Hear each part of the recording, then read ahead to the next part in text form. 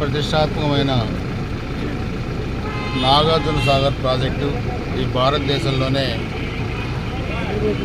దాదాపు కుడి ఎడమ కాలువల్లో 20 లక్షల ఎకరాలకు పైగా సాగునీరు అందించే బహుళార్థక సాధక ప్రాజెక్టు.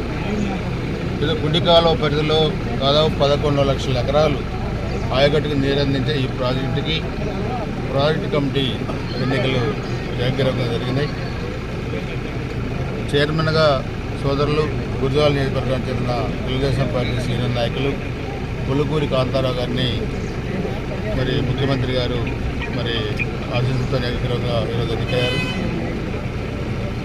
పల్నాడు, గుంటూరు, బాపట్ల, ఒంగోలు శాసనసభ్యులు, పార్లమెంట్ సభ్యులు, మంత్రులు, అదేవిధంగా ఇన్ఛార్జి మంత్రి గారు కొట్టిపట్రావు గారు, మా ఎంపీ గారు శ్రీకృష్ణదేవరాయలు గారు ఎమ్మెల్యేల సహకారంతో ఈ ఎన్నిక జరిగింది.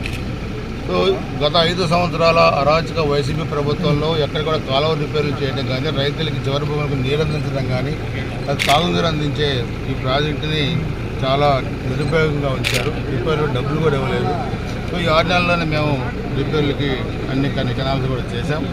సో ఈరోజు కాంతారావు గారు ఒక ముఖ్యమైన బాధ్యత చేపట్టారు కాబట్టి అందరం కూడా డీసీ చైర్మన్లు తర్వాత అందరం కలిసికట్టుగా ఈ కుడి కాలువ పరిధిలోని ఈ 11 లక్షల ఎకరాలకు సాగునీరు అందించడానికి, దాని పరిధిలో తాగునీరు అందించేదానికి కూడా మరి అవసరమైన నిధులు ముఖ్యమంత్రి గారితో మాట్లాడి ప్రభుత్వం నుంచి తీసుకొచ్చి రైతాంగానికి ఎక్కడ ఇబ్బంది లేకుండా చేయగలంటే మా ప్రభుత్వ ధ్యేయం, ఎన్డీఏ ప్రభుత్వ ధ్యేయం. సో ఈ అందరి సహకారంతో నిన్నకైనా కాంతారావు గారికి నేను మనస్ఫూర్తిగా అభినందనలు తెలియజేస్తున్నాను.